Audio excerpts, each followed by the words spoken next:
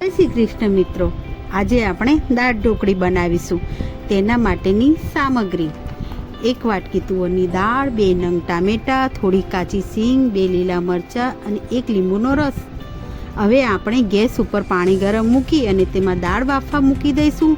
તેમાં કાચી સિંગ, ટામેટાં, 1 ચમચી મીઠું, હાફ ચમચી હળદર નાખીશું અને ગેસના કુકરને બંધ કરી અને 5 સીટી લગાવી લઈશું.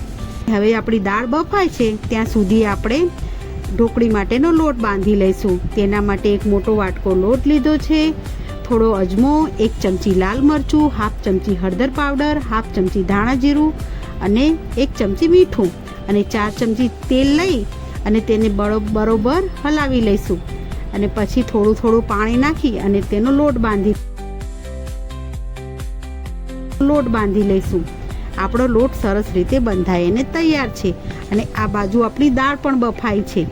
તો આપણે દાળનું કુકર ખોલી અને તેમાં ઝેરણીથી દાળને ઝેરી લઈશું. અને પછી 1 ચમચી મરચું, હાફ ચમચી ધાણા જીરું, હાફ ચમચી હળદર અને થોડું મીઠું નાખીશું. પછી બરાબર હલાવી અને તેને ગેસમાં ઉકળવા મૂકી દઈશું ગેસ ઉપર. અને આપણી દાળ ઉકળે છે ત્યાં સુધી આપણે તેને માટેનો રોટલો વણી લઈશું. ઢોકળી માટેનો રોટલો વણાઈ ગયો છે. હવે તેના આપણે ચોરસ ટુકડા કરી લઈશું, નાના.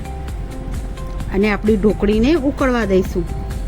10 મિનિટ થઈ ગયા છે, આપણી ઢોકળી ઉકળી ગઈ છે. અને હવે તેના માટે આપણે વઘાર કરી લઈશું. થોડી રાઈ, થોડું જીરું, થોડી હિંગ અને થોડું લાલ મરચું નાખી અને થોડો ગરમ મસાલો નાખી અને આપણો વઘાર થઈ ગયો છે. હવે તેને આપણે દાળના અંદર નાખી દઈશું અને એના અંદર 1 લીંબુનો રસ અને 2 ટુકડા ગોળ નાખી દઈશું. અને આપણી દાળ ઢોકળી તૈયાર છે.